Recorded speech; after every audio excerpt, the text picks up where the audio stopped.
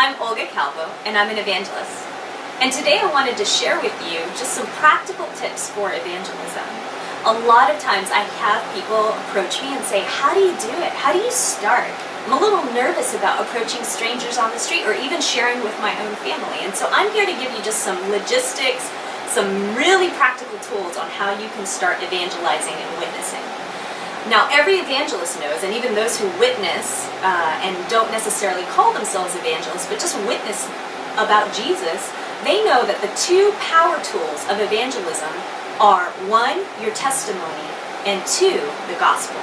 And so those I call the 1-2 punch of evangelism. So how do you start? How would you start so that you can segue to talking about your testimony or even talking about the gospel of Jesus Christ?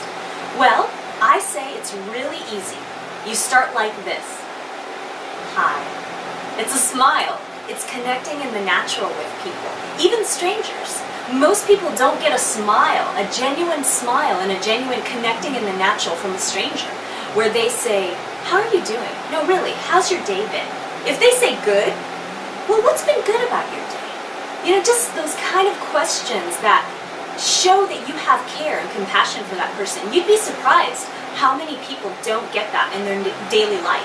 I've had waitresses who I've said, hey, are you doing all right today? That stop me and look at me and puzzled and say, no one has ever asked me that in all the time I've waitressed.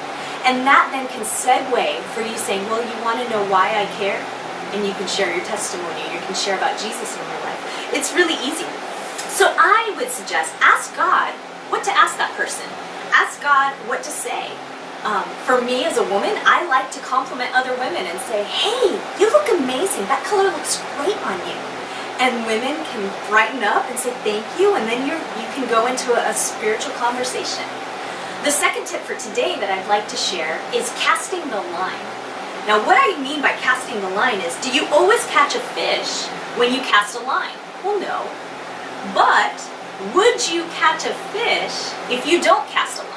Well, no. So you're going to have to try and cast a line. And that might be, hey, how are you doing? And you can tell if someone's open to talking to you or if they're really shut down. And I call that casting the line. There's some who will bite, who will engage with you, and who will even linger or give you sustained eye contact. I say those are the people you're supposed to talk to. So those are just a couple of tips for today. I hope those were helpful. I have many more to share with you. And I just wanted to leave you with this thought. We have a divine purpose and a divine task.